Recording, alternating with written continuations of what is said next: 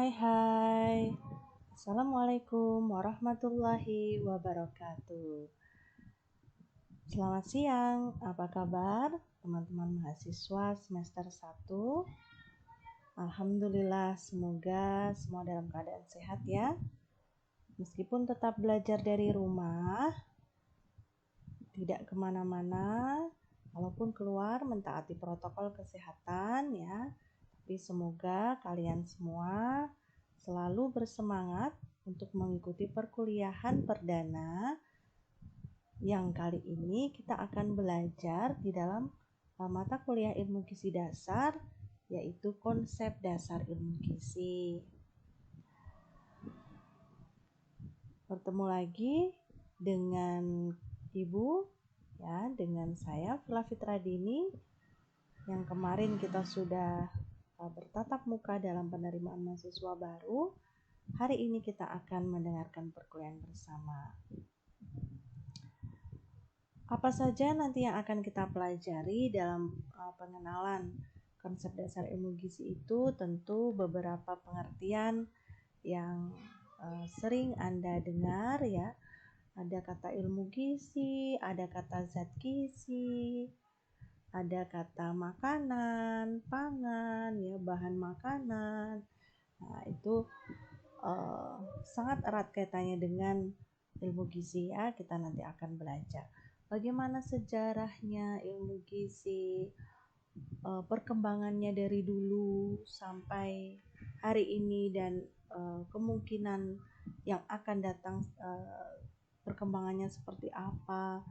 Kemudian apa saja sih masalah gizi yang ada di dunia dan yang ada di Indonesia ya. Kita akan nanti belajar.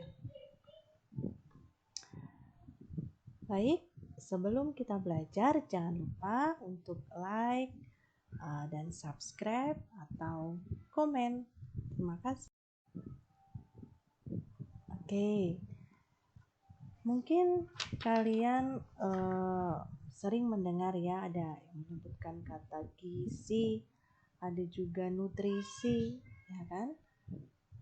Karena berasal dari kata serapan dari kata nutrition ya. Sebenarnya apa sih bedanya ya kalau kita menggunakan kata yang mana? Jadi gizi itu diambil dari bahasa Arab yang berarti bahasa Arab yaitu giza ya, yang dibaca gizi yang berarti makanan. Bahasa Sanskertanya adalah swastaharina atau makanan. Bahasa Inggrisnya adalah food yang menyatakan makanan, pangan, dan bahan makanan. Sedangkan nutrisi ya, serapan dari kata nutrition berbahasa Inggris ya, berasal dari serapan dari kata nutrition Inggris yang berasal dari bahasa Latin nutritionem yang artinya adalah makanan. Kemudian berdasarkan sejarah, nutrition diterjemahkan ke dalam bahasa Indonesia oleh Profesor Dr. Purwosudarmo, ditetapkan gizi dari terjemahan resmi untuk nutrition. Jadi bukan nutrisi ya. Berdasarkan sejarah, nutrition tadi ya diterjemahkan ke dalam bahasa Indonesia dengan kata gizi. Jadi bukan nutrisi.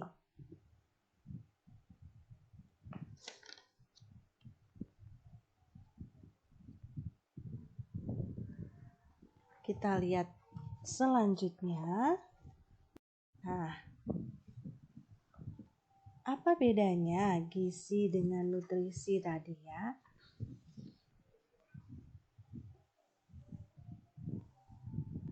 Gizi istilah resmi yang telah dipakai sejak lama untuk manusia. Jadi lebih menitik beratkan pada manusia. Sedangkan nutrisi digunakan untuk kepentingan ilmu peternakan dan kedokteran hewan. Contohnya ilmu makan ternak menjadi ilmu nutrisi ternak. Ya, jadi kita harus familiar menggunakan kata gizi, bukan nutrisi. Karena yang diperuntukkan manusia itu lebih kepada gizi, bukan nutrisi. Nutrisi sebagai terjemahan dari nutrien, ya, itu ditujukan lebih kepada ternak. Kalau nutrien bagi tanaman lebih lazim disebut hara, ya. Tapi kalau nutrien bagi ternak itu nutrisi. Memang ada konvensi tidak tertulis berupa kelaziman bahwa istilah nutrisi sebagai terjemahan dari nutrien dipergunakan bagi ternak dan istilah hara sebagai terjemahan dari nutrien bagi tanaman dan tanah, ya. Nah, mulai tahun 1990-an berbagai industri pangan, kemudian industri periklanan yang tidak paham kelaziman penggunaan istilah gizi ini menggunakan istilah nutrisi dalam berbagai iklan makanan maupun minuman. Ya, tahun 90-an itu masih ada penyebutan seperti itu. Kemudian masih ada tulisan di majalah koran, ya, yang menggunakan istilah nutrisi, ya, yang seharusnya adalah gizi.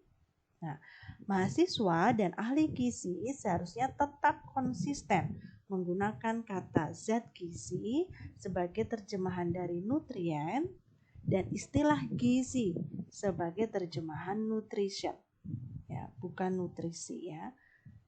Jadi sebagai terjemahan nutrition yang diaplikasikan kepada masyarakat, ya. Sedangkan ilmu gizi itu sendiri atau nutrition science adalah ilmu yang mempelajari segala sesuatu tentang makanan dalam kaitannya dengan kesehatan. Itu adalah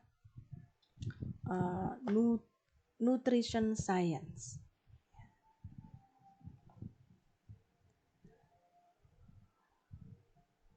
Menurut Olson 1978. Nah, kemudian di dalam Nutrition dan Diet Therapy Reference Dictionary itu ilmu gizi didefinisikan sebagai ilmu mengenai pangan, zat gizi dan komponen lainnya dalam pangan, aktivitas, interaksi dan keseimbangannya yang berhubungan dengan kesehatan, penyakit, proses pencernaan, metabolisme, transport, penggunaan, dan pengeluaran atau ekskresi komponen pangan tersebut. Ya. Artinya apa? Berarti ilmu gizi ini adalah ilmu yang mempelajari zat dari pangan yang bermanfaat bagi kesehatan dan proses yang terjadi pada pangan tersebut, dari mulai dikonsumsi, dicerna, diserap, ya, atau diabsorpsi, digunakan oleh tubuh, ya, utilisasi, dan dampaknya terhadap pertumbuhan, perkembangan, kemudian produktivitas kerja, dan kelangsungan hidup manusia, serta faktor yang mempengaruhi. Oleh sebab itu, mendiskusikan tentang gizi berarti kita menelaah hal-hal yang berkaitan dengan bagaimana cara manusia memperoleh dan mengkonsumsi pangan, komponen-komponen pangan, ya, proses penggunaannya oleh tubuh, pengaruhnya untuk kualitas manusia itu sendiri, ya, serta berbagai determinannya. Ya. Oleh sebab itu tidak mungkin satu bangsa itu generasinya akan kuat dan tangguh tanpa peran dari gizi. tahun 1958 resmi menjadi istilah ilmiah dan masuk dalam kurikulum ilmu kedokteran di Universitas Indonesia, penggunaan kata ilmu gizi. Nah, kita akan belajar mengenai sejarah perkembangan ilmu gizi atau evolusi konsep ilmu gizi dari zaman purba, ya, dari zaman purba sampai di era ini ya, abad milenial. Jadi titik tolak perkembangan ilmu gizi dimulai pada manusia purba, ya. Dan pada abad pertengahan sampai pada masa munculnya ilmu pengetahuan itu sekitar abad 19 dan abad 20. Nah, kita lihat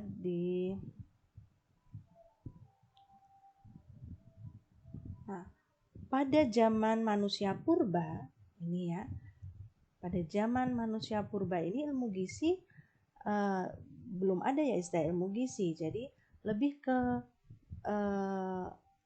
menggambarkan bahwa makanan ya itu berfungsi untuk hidup. Jadi menggambarkan manusia ini sebagai pemburu makanan.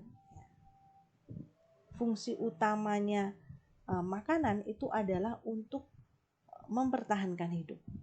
Fungsi satu-satunya dari makanan. Jadi belum mengenal bahwa dari makanan itu mengandung zat tertentu yang dapat tidak hanya untuk mempertahankan hidup ya, tapi bisa mengobati penyakit ya dan lain sebagainya. Jadi lebih karena faktor kebutuhan primer seorang manusia itu adalah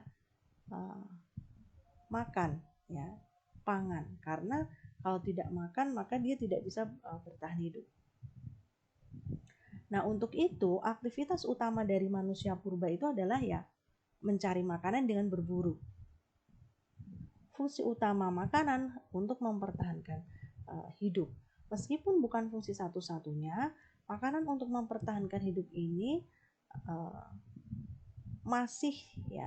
masih sering atau berlaku bagi sebagian penduduk ya. Di masa modern ini ada juga yang konsep seperti ini ya, bahwa makan untuk hidup. Nah, di abad-abad sebelum Masehi ya, ada filosofi Yunani yang terkenal ya, Hippocrates, yang dikenal sebagai bapak ilmu kedokteran. Dalam salah satu tulisannya berspekulasi tentang peran makanan dalam pemeliharaan kesehatan dan penyembuhan penyakit, yang menjadi ini adalah yang menjadi dasar perkembangan ilmu dietetika yang belakangan dikenal dengan nama terapi diet.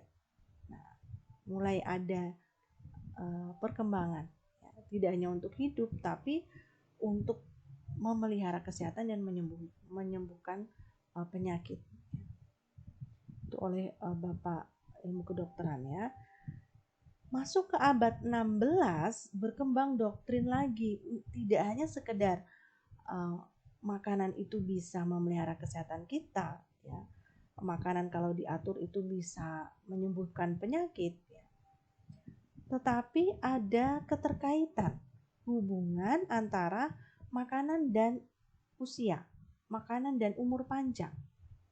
Misalnya ada terbukti ada beberapa orang ya seperti Cornaro yang hidup 100 tahun, Francis Bacon ya yang hidup ratusan tahun juga. Ternyata makan yang diatur dengan baik itu bisa memperpanjang usia.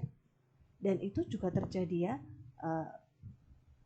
pada daerah-daerah tertentu sekarang ini ya, orang-orang yang hidup misalnya di Mediterania ya, yang makannya ikan-ikan, biji-bijian yang tinggi serat ya, jantungnya lebih bagus, resiko mengalami penyakit jantungnya lebih rendah daripada orang-orang yang hidup dengan lifestyle pola makan yang sembarangan ya. Ada suku-suku tertentu atau penduduk-penduduk di daerah tertentu yang sampai sekarang masih menjaga budaya makannya tinggi serat, ya, kemudian tinggi omega 3 omega 6 ya, tinggi asam asam asam lemak tidak jenuh ya, kemudian rendah karbohidrat sederhana, ternyata itu bisa meningkatkan ya, memperpanjang usia.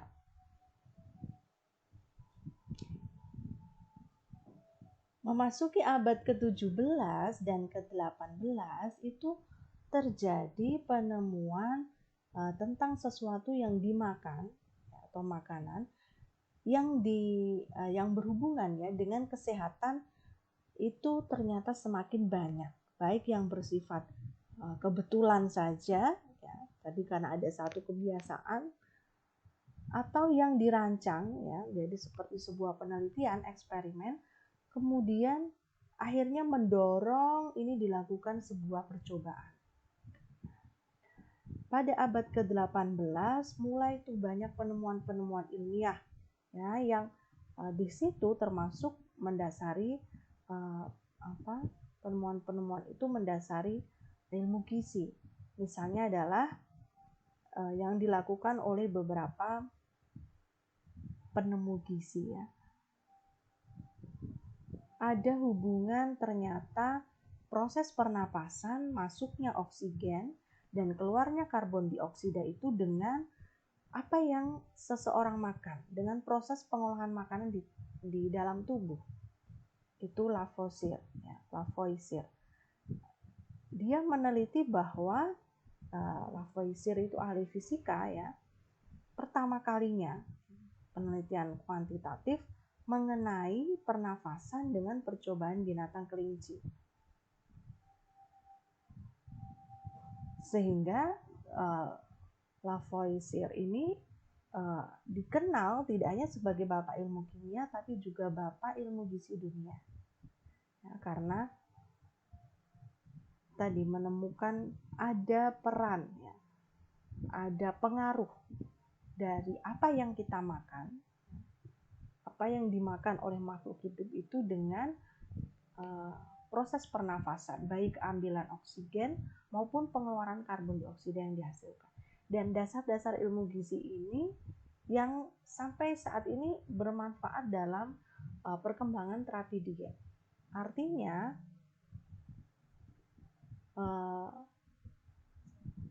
pengaruh dari makanan terhadap sistem pernafasan ini akan sangat digunakan atau dipertimbangkan dalam hal menyusun terapi diet pada orang-orang yang mengalami gangguan sistem pernafasan.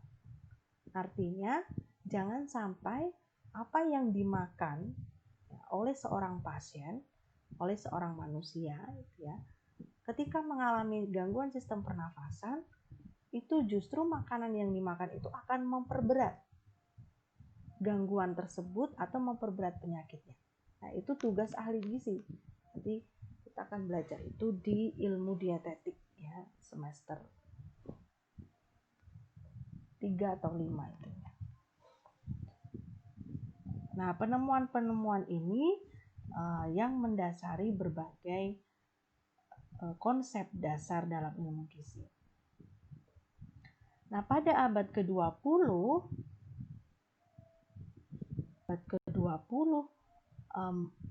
setelah terjadi banyak penemuan ya,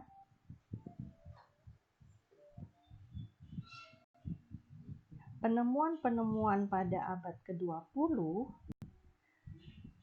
yang dimulai dari tahun 1600-an ya, ada penetapan standar makanan ya, kemudian tahun 1747 itu ada penemuan jeruk manis bisa menanggulangi sariawan.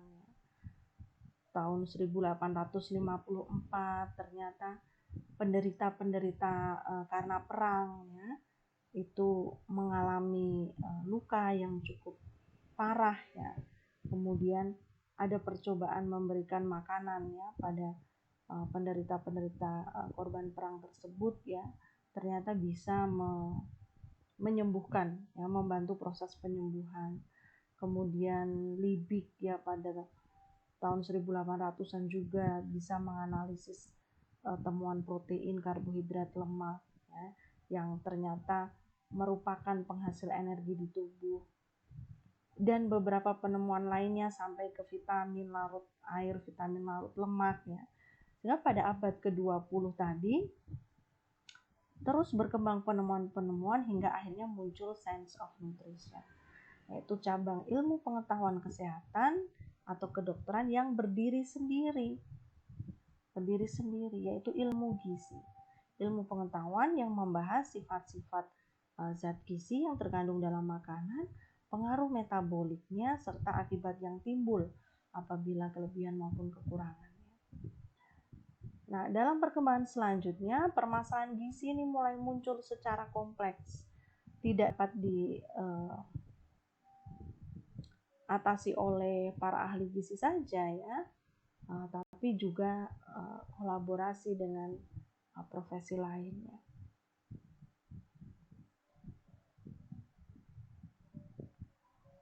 Nah, kemudian bagaimana sih perkembangan ilmu gizi sendiri di Indonesia? Ya. Ketika tahun 1800-an juga, Belanda itu 15 Januari ya, 1888, Belanda mendirikan laboratorium kesehatan di Jakarta. Itu sebenarnya tujuannya untuk mengatasi ya, menanggulangi penyakit beri-beri di Indonesia dan Asia. Kemudian tahun 1934 didirikan Lembaga Makanan Rakyat. Tahun 1938 itu mulai ada penelitian gondok di Wonosobo yang difasilitasi ya oleh lembaga Eijkman. Sampai sekarang masih ada ya di Jakarta dan masih berkiprah dalam penelitian. Itu beberapa kegiatannya ya, survei gizi tahun 1927 sampai 1942, ada di 7 lokasi ya, di Jawa, di Seram, Lampung ya, itu untuk melihat bagaimana pola makan, keadaan gizi, pertanian dan lain-lain. Sampai akhirnya lembaga tersebut itu berhasil melakukan analisis bahan makanan yang dikenal dengan nama DKBM atau Daftar Komposisi Bahan Makanan. Sampai di tahun 1950, Lembaga Makanan Rakyat tadi ya, di bawah Kementerian Kesehatan diketuai oleh Prof. Purwosudarmo atau Bapak Gizi Indonesia, berhasil memperkenalkan promosi gizi yang baik, yang populer, bahkan sampai sekarang masih sangat diingat ya, yaitu slogan 4 Sehat 5 Sempurna. Ya, meskipun slogan ini sekarang sudah diperbarui ya, sesuai dengan zamannya, tapi memang slogan ini sangat menempel sekali ya, sangat dikenal oleh masyarakat luas, bahkan sampai sekarang dikenal baik ya, dibandingkan dengan slogan baru kita yaitu gizi seimbang. Nah, itu tugas-tugas kita nanti untuk mensosialisasi. Perkembangan ilmu gizi. Jadi ilmu gizi itu memang ilmu yang relatif baru ya.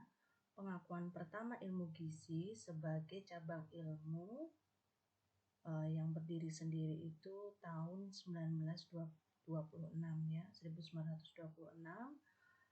Saat itu ketika Mary Swarthouse dikukuhkan sebagai profesor ilmu gizi pertama di Universitas Columbia, New York, Amerika Serikat. Jadi itu dikenalnya ilmu gizi ya. Tapi sebetulnya perhatian mengenai hal-hal yang berkaitan dengan makanan itu sudah terjadi sejak lama, seperti yang sudah Ibu jelaskan di slide sebelumnya. Nah, termasuk tadi ya, ternyata sudah sejak zaman purba manusia itu telah menyadari bahwa makan itu penting untuk kelangsungan hidup ya. Manusia pada waktu itu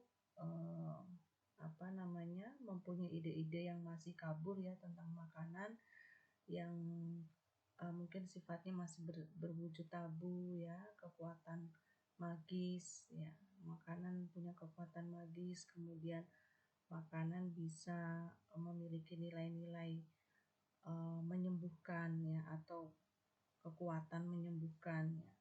Nah, pada masyarakat tertentu ternyata sampai saat ini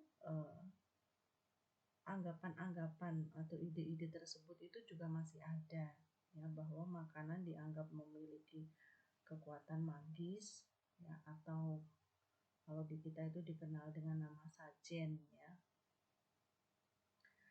Nah, pada tahun 400 sebelum Masehi ya, Hippocrates mengatakan atau Bapak Ilmu Kedokteran ya, itu mengibaratkan makanan sebagai panas yang dibutuhkan manusia. Ya, bahwa anak-anak yang sedang bertumbuh, anak-anak itu dianggap masa pertumbuhan ya, sedang bertumbuh, itu membutuhkan banyak panas, sehingga anak-anak cenderung membutuhkan banyak makan dibandingkan orang tua yang membutuhkan lebih sedikit panasnya. Oleh sebab itu mereka membutuhkan makan tidak sebanyak anak-anak. Hippocrates juga mengatakan bahwa orang yang gemuk kecenderungan umurnya itu lebih pendek daripada orang yang kurus.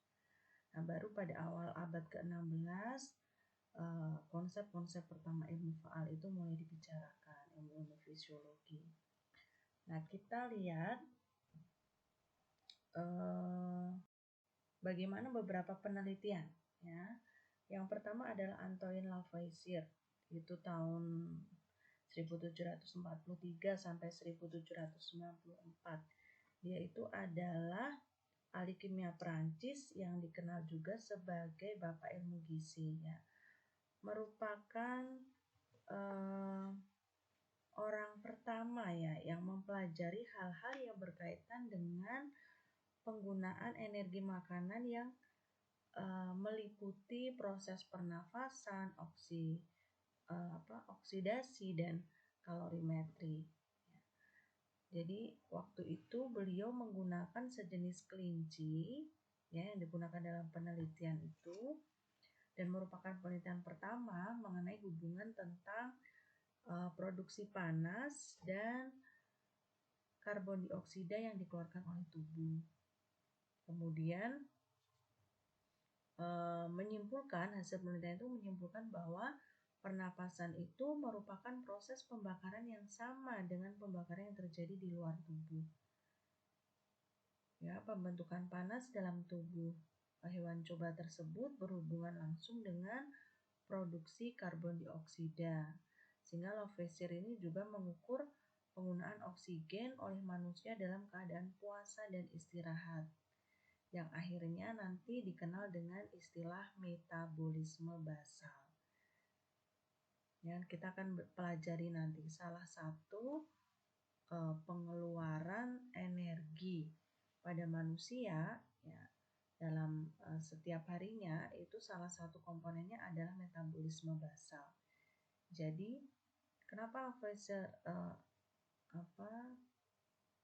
menemukan itu ya, ternyata manusia dalam keadaan puasa dan istirahat atau tidak melakukan apapun ya, itu tetap membutuhkan energi ya, atau tetap mengeluarkan energi karena ternyata di dalam tubuhnya itu ada penggunaan oksigen ya, karena tetap terjadi beberapa proses di dalam tubuh yang tidak berhenti ya, misalnya pernafasan, detak jantung, peredaran darah, nah itu kan tetap terjadi ya.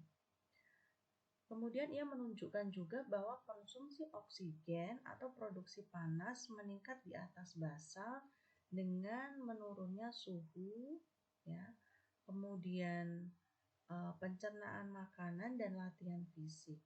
Nah, ternyata bisa berubah-ubah ya konsumsi oksigen dan produksi panas. Nah, kemudian peningkatan konsumsi oksigen setelah pencernaan makanan oleh Rappner tahun 1902 itu kemudian dijelaskan spesifik lagi, ya, tersendiri lagi melalui sebuah kajian pengaruh dinamik Specific Dynamic Action atau SDA makanan, ya, atau Thermic Effect Food. Ya. Nah, karena waktu itu Lavoisier itu belum mengetahui peran bahan makanan dan menyangka kalau unsur karbon dan hidrogennya yang dioksidasi di dalam tubuh. Jadi oleh Rapner ini dia menemukan ada peningkatan konsumsi oksigen karena mencerna makanan tertentu. Itu temuan dari Rapner ya mengenai thermic effect food atau specific dynamic action. Artinya ada pengeluaran energi tertentu untuk mencerna makanan yang berkaitan dengan bahan makanan yang dikonsumsi. Ya, jadi apakah karbohidrat, protein atau lemak itu membutuhkan konsumsi oksigen yang sama saat proses pencernaan? Ternyata tidak. Ya. Ada perbedaan konsumsi oksigen untuk proses pencernaan ini, ya, dan itu dinamakan specific dynamic action yang akhirnya ditetapkan itu kurang lebih 10% dari angka metabolisme basal.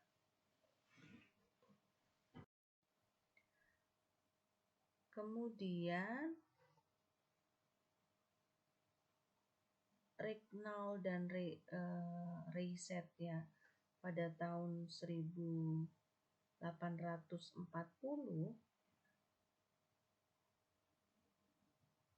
menunjukkan bahwa perbandingan antara karbon dioksida yang dikeluarkan dan oksigen yang dikonsumsi berbeda menurut jenis makanan. Nah, ini yang mendasari perbandingan ini kemudian dinamakan question pernafasan atau respiratory question RQ. RQ ini juga menjadi dasar ahli gizi ya dalam menentukan diet pada pasiennya karena tadi ternyata jenis makanan yang dikonsumsi seseorang itu akan berefek pada karbon dioksida yang dikeluarkan dan oksigen yang dikonsumsi oleh manusia tersebut. Kemudian Liebig itu tahun 1803 ya, sampai 1873 itu awal abad ke-19 ya, itu dikembangkan cara-cara penentuan karbon, hidrogen dan nitrogen ya, di dalam ikatan-ikatan organik. Beliau itu adalah seorang ahli kimia dari Jerman yang menemukan bahwa karbohidrat, lemak dan protein dioksidasi di dalam tubuh dan menghasilkan panas atau energi ya, sehingga ia menghitung nilai energi beberapa bahan makanan dan menyimpulkan bahwa makanan yang seimbang itu harus lengkap. Jadi harus mengandung karbohidrat, protein dan lemak.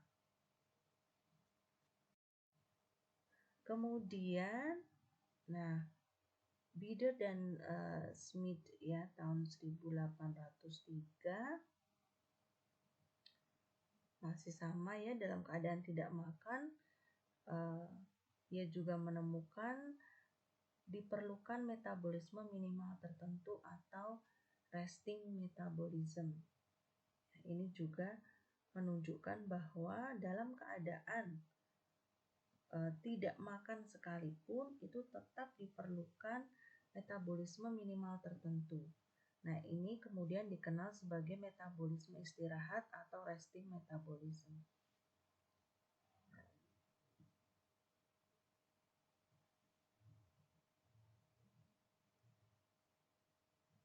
Kemudian pertengahan abad ke-19, Rapner itu juga penelitian lagi menentukan dia menentukan nilai energi dari urin dan feses. Jadi menemukan kembali ya, menentukan nilai energi urin dan feses dengan berbagai susunan makanan. Angka-angka ini merupakan nantinya dasar penelitian kalorimetri selanjutnya. Ya, dan pada tahun 1847, Mayer dan Helmholtz itu memberlakukan hukum konservasi energi bagi organisme hidup maupun benda mati. Kemudian akhirnya Rapner menghubungkan produksi panas dalam keadaan basal dengan luas permukaan tubuh. Ya. Akhirnya dia bisa menghitung nilai energi dari karbohidrat berapa, protein, lemak, dan berbagai bahan makanan. Jadi kita sekarang mengenal karbohidrat 1 gram menghasilkan sekian kalori, protein sekian kalori, itu adalah perjuangan dari beberapa para peneliti dahulu ya. Akhir abad 19 ya, Atwater dan Rose ya, Atwater dan Rose itu ilmuwan Amerika Serikat yang menurut saya memberi sumbangan berarti terhadap perkembangan ilmu gizi ya. Jadi dengan ahli fisika Rose ya, itu membangun alat kalorimetri pertama, karena itu nanti menjadi cikal bakal perkembangan ya alat-alat kalorimetri berikutnya ya. Jadi alat kalorimetri pertama itu yang dibuat oleh Atwater dan Rose untuk menyelidiki pertukaran energi pada manusia. Ya. Sampai akhirnya tahun 1899 Atwater dan Bryan itu menerbitkan daftar komposisi bahan makanan pertama atau DKBM. Nah, pada awal abad ke-20 ilmu gizi itu semakin menendiri ya, dengan banyaknya riset yang dilakukan ya tentang pertukaran energi dan sifat-sifat bahan makanan pokok ya. Kemudian komposisi karbohidrat itu berapa, lemak, protein, serat, dan lain-lain ya. Kemudian nilai energi dari sejumlah bahan makanan ya, itu diketahuinya pada abad ke-20. Jadi begitu panjang prosesnya ya sampai kita sekarang ini mengenal banyak hal ya dari ilmu gizi. Itu tentu adalah peran dari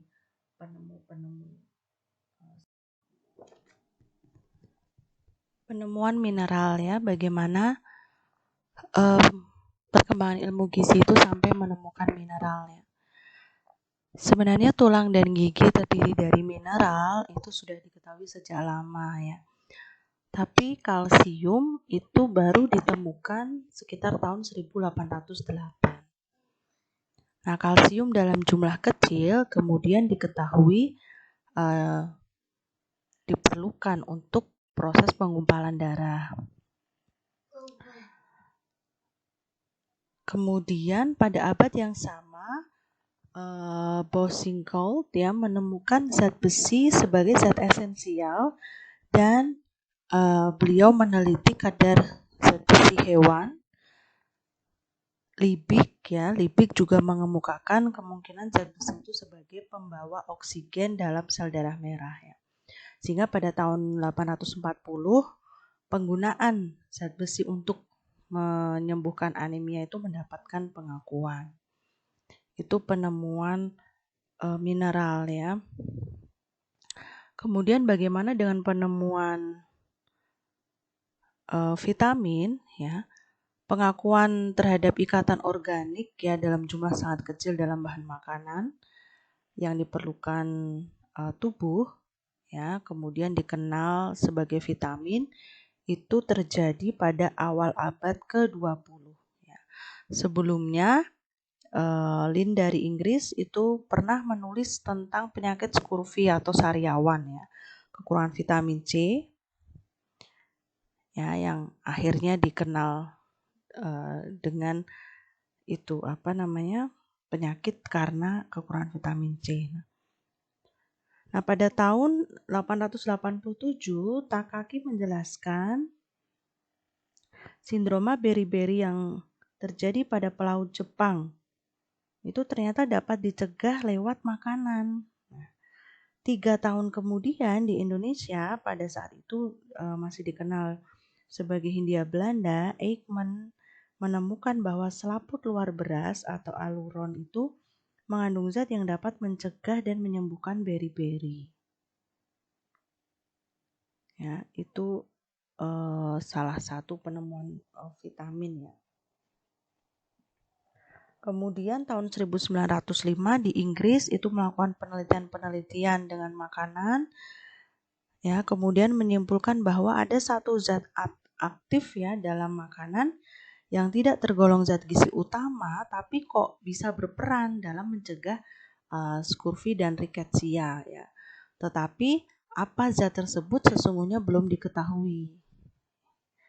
Ya, kemudian Fang dalam bukunya The Etiology of Deficiency Disease yang diterbitkan tahun 1912 itu akhirnya mengusulkan nama vitamin untuk zat tadi, zat yang selain zat gizi utama tapi kok berfungsi ya, memiliki peran. Akhirnya diberikan nama vitamin. Vita artinya esensial untuk kehidupan. Ya, kemudian faktor anti beri-beri yang diduga berperan tersebut adalah satu ikatan amin. Sehingga kemudian pada tahun 1920 istilah vitamin atau vitamine ya dalam penulisan vitamine itu diganti menjadi vitamin tanpa E di belakangnya. Karena ada zat antifaktor tersebut yang ternyata tidak selalu dalam ikatan amine ya. Nah, usul perubahan nama ini datang dari namanya Drummond ya, Drummond yang juga mengusulkan pemberian nomenklatur menurut abjad. Ya. Jadi penemuan vitamin A oleh McCollum dan Davis pada tahun 1913 itu menandakan bahwa itu era vitamin dalam penelitian gizi. Jadi banyak sekali penelitian gizi mulai dilakukan ya. Akhirnya kemudian vitamin diakui sebagai zat gizi esensial untuk kehidupan dan kesehatan yang ternyata mudah sekali diperoleh dari susunan makanan sehari-hari. Ya. Itu kira-kira gambaran sejarah dari vitamin ya dan mineral. Nah,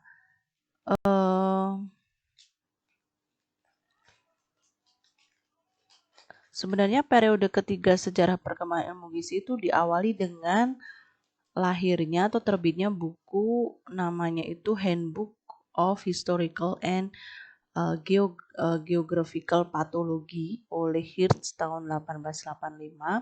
Dalam buku itu tuh pernah diungkap tentang patologi dan gejala klinis serta sebaran geografis berbagai penyakit yang diduga karena faktor makanan. Nah, terbitnya buku ini itu kemudian menginspirasi dan melahirkan berbagai hipotesis dari peneliti di bidang biokimia dan kedokteran ya, untuk gimana nih melakukan kajian lebih dalam tentang zat makanan yang menyebabkan gangguan berbagai penyakit ya. Karena apa? Terutama makin meluas tadi adanya penyakit scurvy ya, beri-beri, pellagra ya di Eropa dan Amerika saat itu. Nah, kemudian buku tadi ya dan kajian-kajian gizi sebelumnya itu akhirnya berhasil menginspirasi para peneliti di awal abad ke-20 untuk melakukan penelitian mengungkapkan rahasia dari kandungan pangan selain zat gizi makro. Tadi temuan sebelumnya itu kan pada awalnya masih pada karbohidrat, lemak, protein ya. Ternyata ada zat gizi lain selain 3 itu ya yang peran ya. Kemudian tadi akhirnya ditandailah dengan penemuan atau penamaan ya vitamin. Setelah itu banyak sekali akhirnya peneliti-peneliti penemu-penemu vitamin ya seperti McCollum vitamin A, kemudian vitamin B3 itu Casimir Fang ya, Ekman vitamin B1, kemudian Hopkins dan Goldberger itu niacin ya dan lain-lain. Nah, dalam waktu sekitar 30 tahun kemudian semua vitamin lemak, larut air itu sudah mulai diidentifikasi, diisolasi, kemudian diketahui kegunaannya, disintesis ya, dilakukan percobaan pada hewan ya, dan observasi juga kebiasaan makan, perilaku makan masyarakat ya. Jadi banyak sekali penelitian saat itu.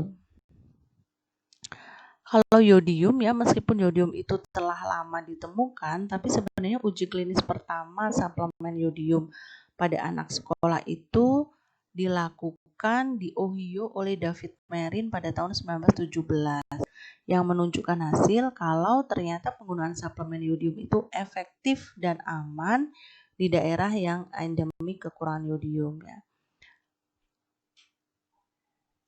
Itu kira-kira gambaran. Nah, kemudian apa sih perkembangan ilmu gizi abad milenium di masa lalu dan masa sekarang? Jadi kalau pada masa lalu penemuan-penemuan zat gizi dan titik beratnya itu adalah perannya ya, kemudian mencegah terjadinya masalah kurang gizi ya yang terkait dengan kemiskinan. Di masa sekarang itu mulai berubah ya, ada perubahan karena tentu hal ini menandakan bahwa gizi itu sangat dinamis ya. Banyak sekali perubahan yang terjadi ya, perubahan demografi, perubahan lifestyle ya, pergeseran kebiasaan dari yang kekurangan pangan ya sekarang menjadi lebih makmur, ada pergeseran kebiasaan hidup ya, baik itu kebiasaan makan maupun kebiasaan beraktivitas. Dari yang teknologi tidak maju, sekarang semuanya serba era teknologi sehingga memudahkan manusia, tidak perlu berjalan ya, cukup dengan berbagai alat-alat bantu ya, alat-alat elektronik yang satu sisi memudahkan pekerjaan, tapi satu sisi itu juga mengurangi tingkat aktivitas manusia. Sehingga di masa sekarang ini perkembangan ilmu gizi lebih kepada menitik beratkan antara lain peran gizi dalam pemberantasan kemiskinan. Jadi tidak lagi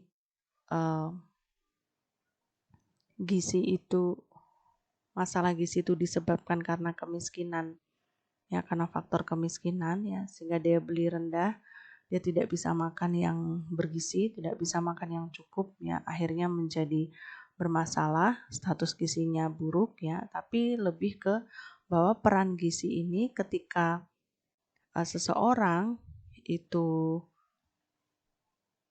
memiliki status gizi yang baik ya, jadi tidak bermasalah selama daur kehidupan ya, terutama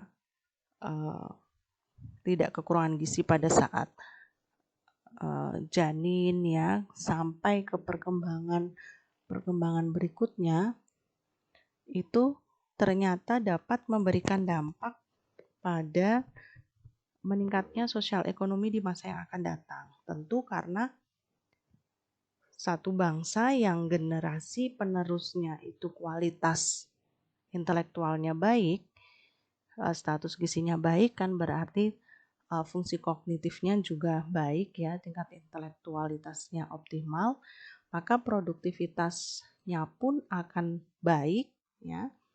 Tingkat imunitasnya juga lebih baik sehingga tidak gampang sakit ya. Otomatis angka kesakitan, angka kematian pun menurun ya, sehingga ketika kualitas manusia itu baik, produktivitas baik, maka tingkat pendapatannya pun akan jauh lebih baik. Ya, artinya ini kunci untuk mencegah atau mengatasi kemiskinan. Ya. Nah, meskipun sebenarnya masalah gizi kurang itu masih dialami oleh negara berkembang seperti di Indonesia, tapi tidak dipungkiri bahwa perubahan lifestyle tadi itu juga membuat prevalensi gizi lebih atau munculnya masalah gizi lebih ini mulai terjadi tidak hanya di negara maju, tapi juga negara berkembang seperti di Indonesia. Nah, ini akhirnya memunculkan satu kajian pengaruh dari kelebihan gizi ini terhadap munculnya berbagai penyakit degeneratif. jantung, diabetes, kanker, dan lain-lain. Belum lagi adalah riset mengenai gizi molekuler ya, yang ternyata ini menjadi dasar fungsi dari mekanisme hubungan gizi dengan penyakit. Jadi sudah seluler dan molekuler yang mengkaji hubungan gizi dengan satu penyakit melalui mekanisme tertentu. Nah, beberapa pengertian istilah dalam gizi yang nanti akan Anda kenal ya. Ada yang namanya pangan, ada makanan atau bahan makanan, dan ada status gizi. Ya, itu yang paling sering nanti akan Anda dengar ya. Nah, zat gizi, kalau zat gizi dan ilmu gizi tadi sudah ya. Kalau makanan itu adalah bahan selain obat yang mengandung zat-zat gizi dan atau unsur-unsur atau ikatan kimia yang dapat diubah menjadi zat gizi oleh tubuh dan berguna bila dimasukkan ke dalam tubuh. Nah, sedangkan bahan makanan berarti makanan yang dalam keadaan mentah, jadi belum diolah. Kalau bahan makanan ya, kalau bedanya kalau makanan adalah bahan selain obat yang mengandung zat gizi dan ada unsur ikatan kimia yang dapat diubah menjadi zat-zat gizi oleh tubuh yang berguna bila dimasukkan dalam tubuh. Itu adalah makanan. Jadi makanan beda dengan zat gizi ya. Zat gizi ada di dalam makanan tersebut. Sedangkan pangan adalah istilah umum untuk semua bahan yang dapat dijadikan makanan. Yaitu pangan. Sedangkan menurut UU nomor 7 tahun 1996, pangan adalah segala sesuatu yang berasal dari sumber hayati dan air baik yang diolah maupun tidak diolah yang diperuntukkan sebagai makanan atau minuman bagi konsumsi manusia, terutama bahan tambahan pangan, bahan baku pangan, dan bahan lain yang digunakan dalam proses penyiapan, pengolahan, dan atau pembuatan makanan atau minuman. Jadi lebih luas lagi ya, hampir sama seperti bahan makanan tapi lebih general ya. Jadi lebih luas lagi, baik yang diolah maupun tidak diolah itu dikatakan pangan ya. Baik diperuntukkan sebagai makanan atau minuman yang dikonsumsi manusia dan bisa juga dalam bentuk bahan tambahan pangan ya, bahan baku pangan. Jadi lebih luas. Sedangkan status gizi itu adalah keadaan tubuh akibat konsumsi makanan dan penggunaan zat gizi.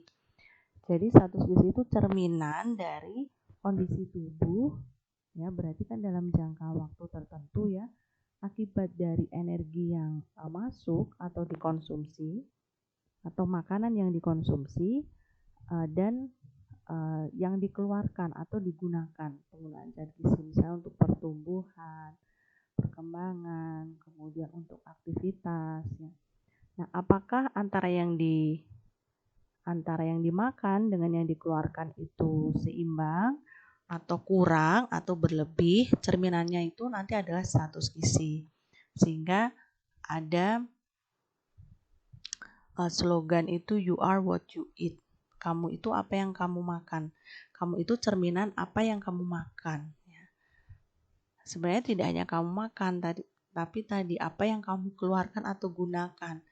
Artinya ketika kita makan banyak tapi geraknya sedikit, maka pasti cerminan kamu adalah resiko untuk kelebihan berat badan. Tapi ketika yang kamu makan itu sangat kurang dari yang kamu keluarkan, maka cerminan kamu itu adalah resiko untuk kurus. Nah, yang bagus adalah ketika seimbang atau balance. Kemudian, gizi secara klasik ya, itu hanya dihubungkan dengan kesehatan tubuh. Jadi menyediakan energi sebagai zat pembangun ya, memelihara jaringan tubuh, mengatur proses-proses kehidupan di dalam tubuh, salah satunya proses metabolisme. Nah, itu secara klasik. Tapi sekarang tidak ya, gizi itu selain dikaitkan tadi untuk kesehatan dan berbagai fungsinya ya, entah itu sebagai sumber energi, zat pembangun, zat pemelihara, dan lain-lain, tapi juga dikaitkan dengan potensi ekonomi seseorang. Karena tadi ternyata gizi punya andil dalam perkembangan otak manusia. Ya, nanti akan ada pelajari di mata kuliah gizi daur kehidupan dan tumbuh kembang. Jadi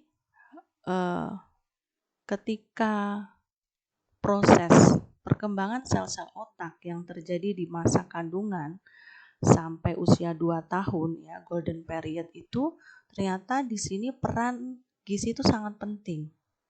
Maka anak stunting atau anak pendek itu tidak sekedar secara fisikly dia pendek saja, tapi yang dikhawatirkan itu lebih kepada potensi atau kualitas perkembangan otaknya ini.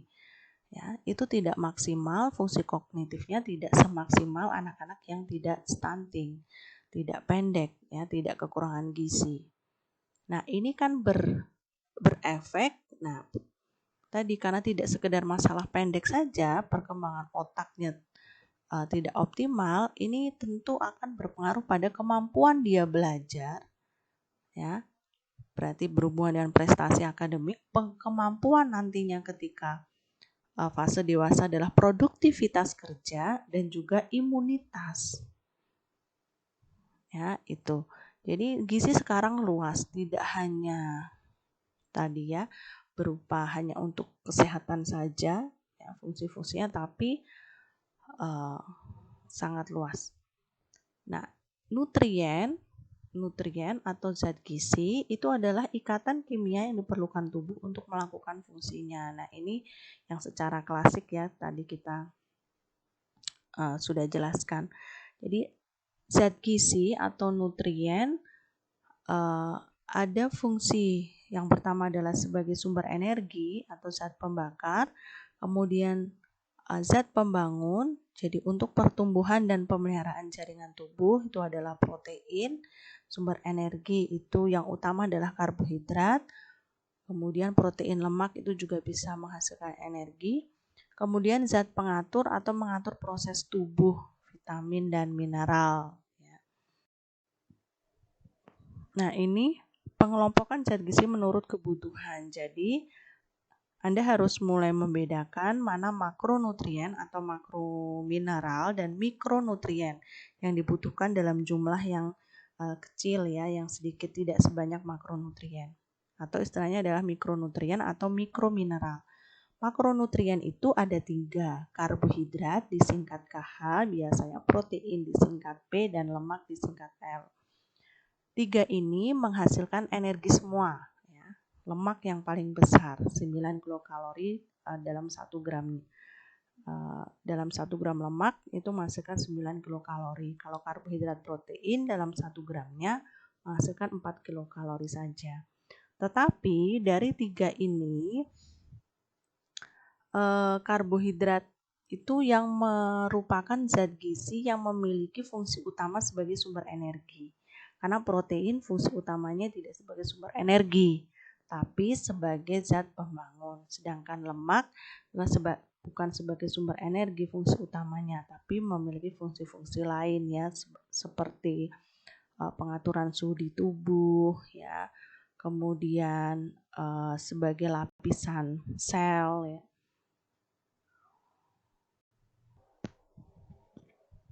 Kemudian mikronutrien atau mikromineral itu contohnya adalah vitamin atau mineral ya, yang fungsinya memang untuk mengatur semua proses tubuh ya, proses-proses yang terjadi di dalam tubuh ya, termasuk sebenarnya peran air ya. Air itu juga mengatur proses di tubuh atau cairan ya.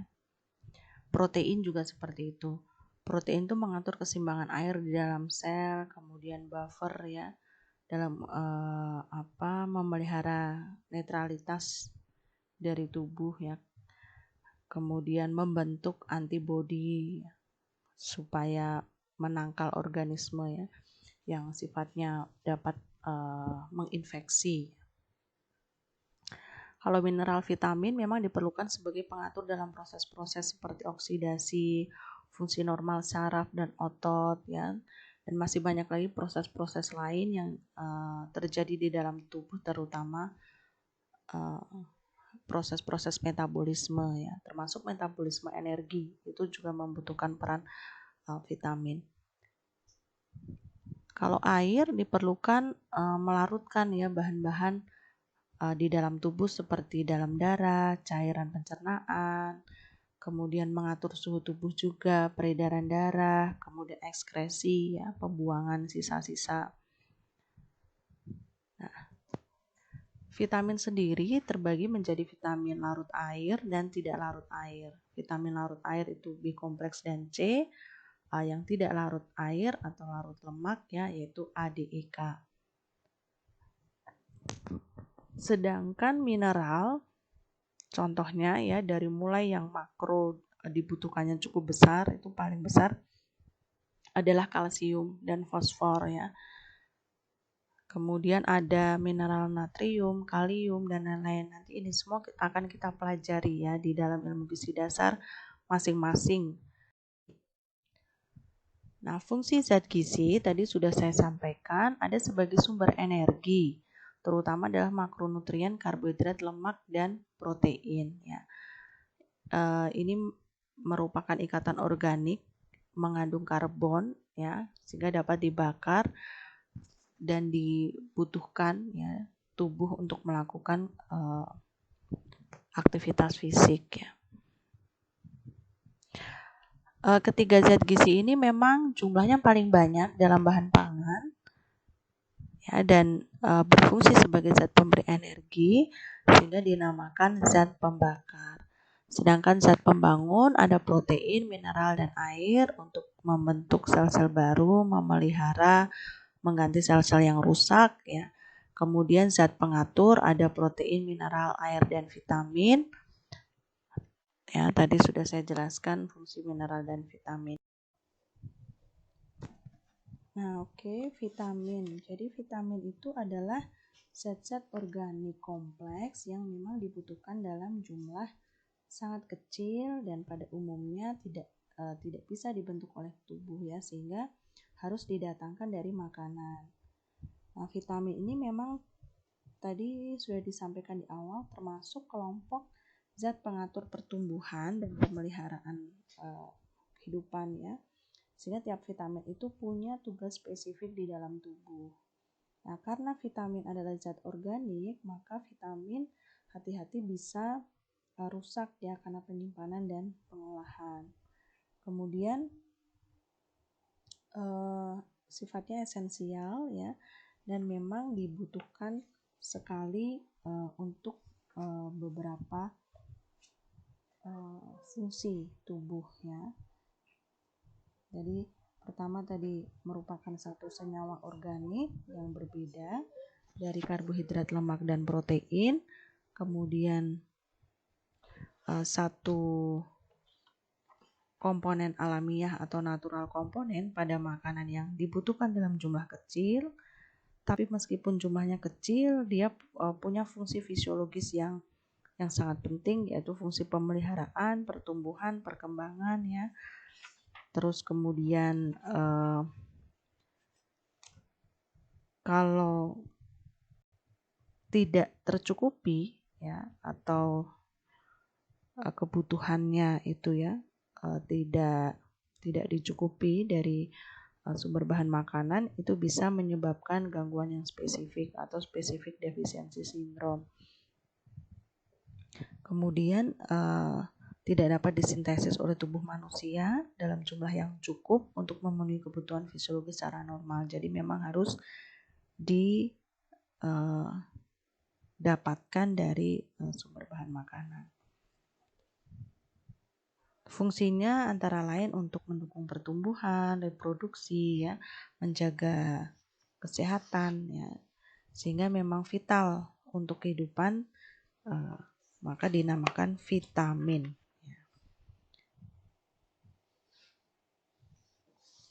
Kemudian mineral ya.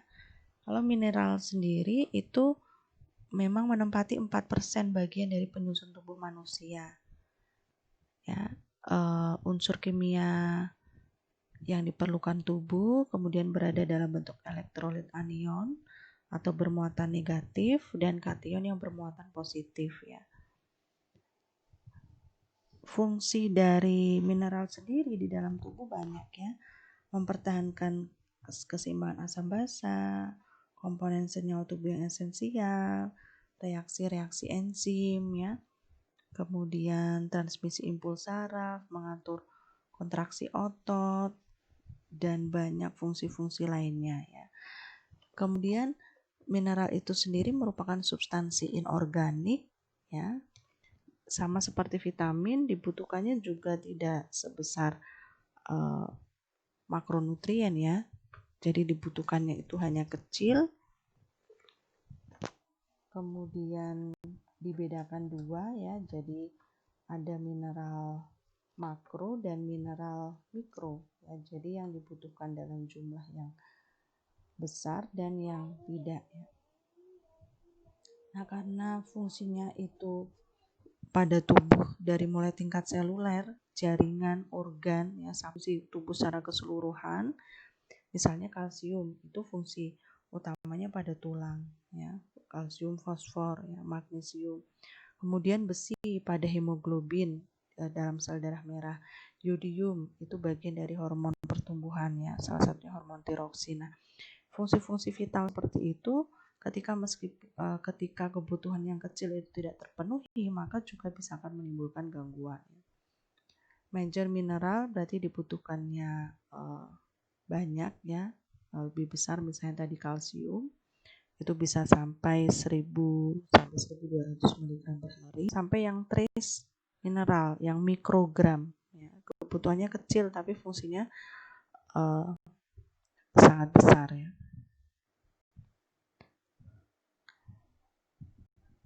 Kemudian fungsinya mineral itu sendiri banyak ya, banyak sekali, terutama dalam tahap metabolisme ya, itu membantu metabolisme energi, kemudian kofaktor enzim-enzim, memelihara keseimbangan asam basa tadi ya, sampai di kontraksi otot membutuhkan mineral.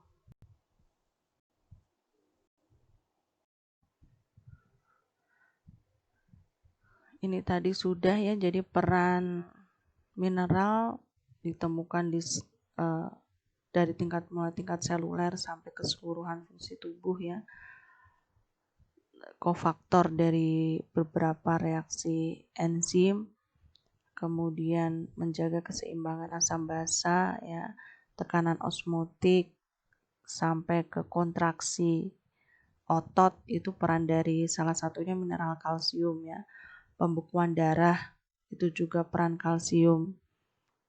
Kemudian produksi energi itu juga ada peran kalsium, magnesium di sana ya.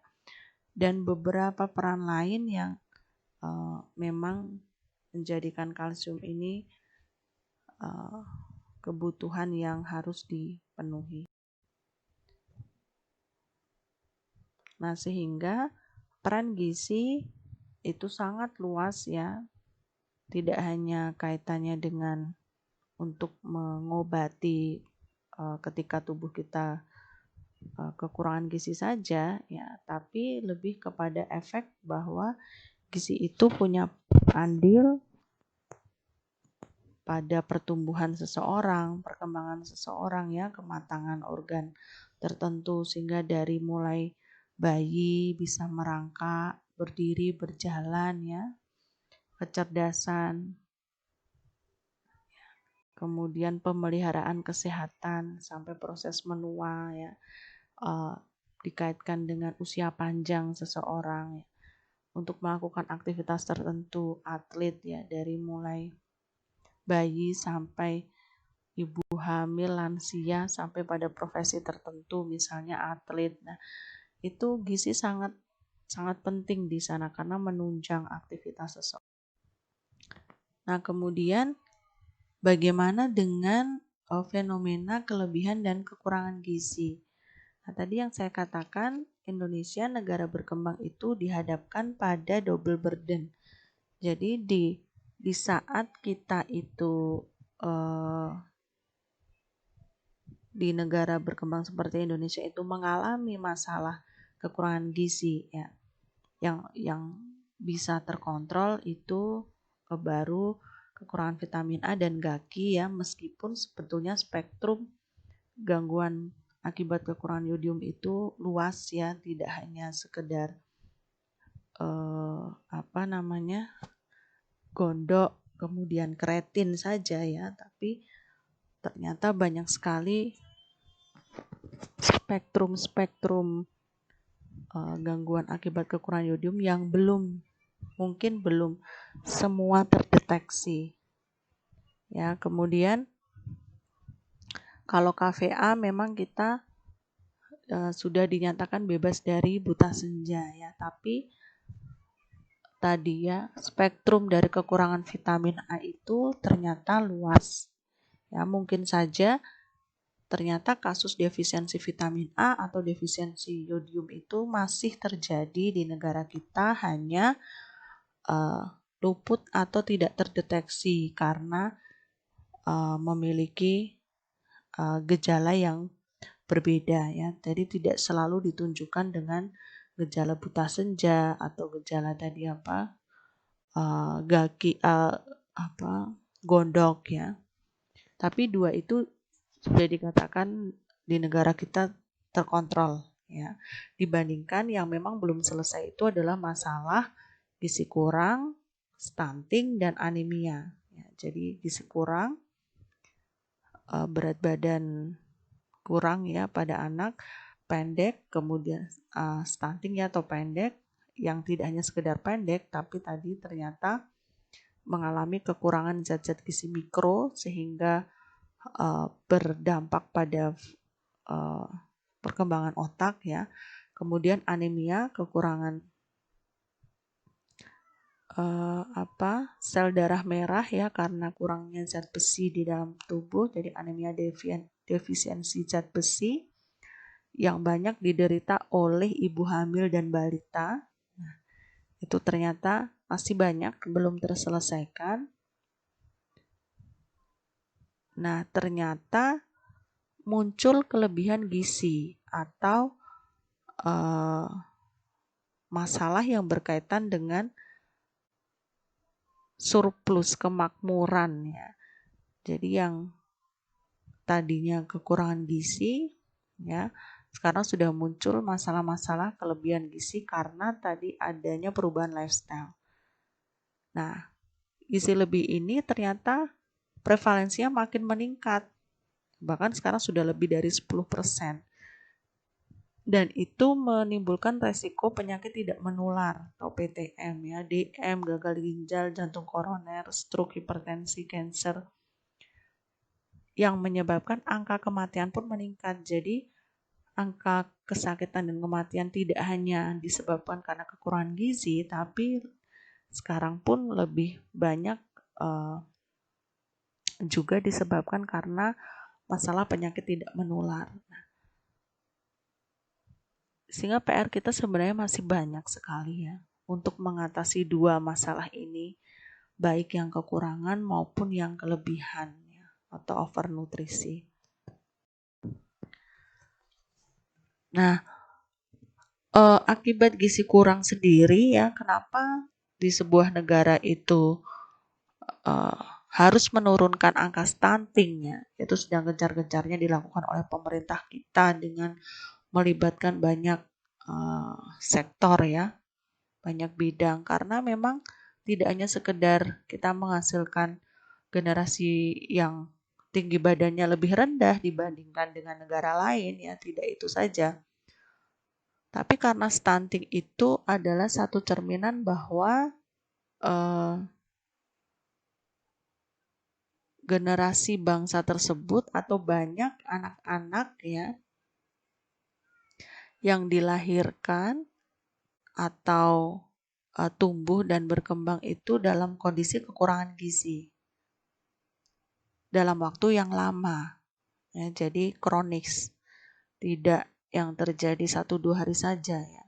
Jadi entah apakah itu berasal dari calon ibu yang awalnya sudah kurang gizi atau ibu hamil pada saat dia hamil ibunya kekurangan gizi sehingga janinnya kekurangan gizi, atau pada saat sudah lahir dia tidak diberikan hak-haknya yaitu ASI eksklusif, MPASI yang tepat, ya makan pendamping ASI yang tepat, tidak diberi stimulasi, tidak diberi gizi yang baik, ya, sehingga mengakibatkan pertumbuhan yang terlihat dari pertumbuhan fisiknya itu tinggi badan kurang. Tapi sebenarnya dalam proses-proses yang panjang tadi dia sudah mengalami kekurangan gizi, di mana saat proses kekurangan gizi itu di dalam anak tersebut, ya, atau dalam proses pertumbuhan dan perkembangan anak tersebut itu sedang terjadi periode-periode pertumbuhan dan perkembangan yang pesat. Misalnya adalah salah satunya ada pertumbuhan dan perkembangan sel otak, ya, atau pertumbuhan lain misalnya pertumbuhan organ-organ untuk antibodi, ya, imunitas, pertumbuhan perkembangan organ reproduksi, ya, dan lain-lain. Nah, ini membuat ternyata akibat gizi kurang ini tadi pertumbuhan lambat, produktivitas kurang, ya, imunitas rendah sehingga mudah sakit, struktur fungsi otak rendah sehingga tingkat intelijensinya juga lebih rendah. Nah, perilaku apatis, takut, mudah tersinggung, jadi tidak percaya diri, apatis atau justru malah anarkis, ya, gampang marah, gampang tersulut emosi. Nah, itu ternyata ada hubungannya dengan kecukupan gizi. Nah, bagaimana suatu bangsa itu bisa maju, ya, bisa berkembang kalau ternyata generasinya itu kurang gizi. Sisi lain yang kurang gizi belum teratasi, tapi malah terjadi gizi lebih juga, ya, yang tadi menimbulkan berbagai resiko penyakit. Oke, ternyata sudah selesai penjelasan kita. Ibu harap penjelasan tadi memberikan manfaat untuk perkuliahan perdana kita di ilmu gizi dasar. Jangan lupa, ya, tadi sejarah ilmu gizi itu bisa dikelompokkan dalam beberapa era. Ada era gizi pangan, ada era gizi makro, era gizi mikro, sampai ke era gizi seluler, molekuler, sampai ke era genetik dan genomik, ya, era nutrigenetik dan nutrigenomik, ya. Sehingga ilmu gizi itu akan berkembang terus selagi masih ada manusia, ya, di bumi ini masih ada manusia, kan berarti masih butuh makan. Dari butuh makan itu berarti akan ada konsekuensi dari makanan tersebut, ya.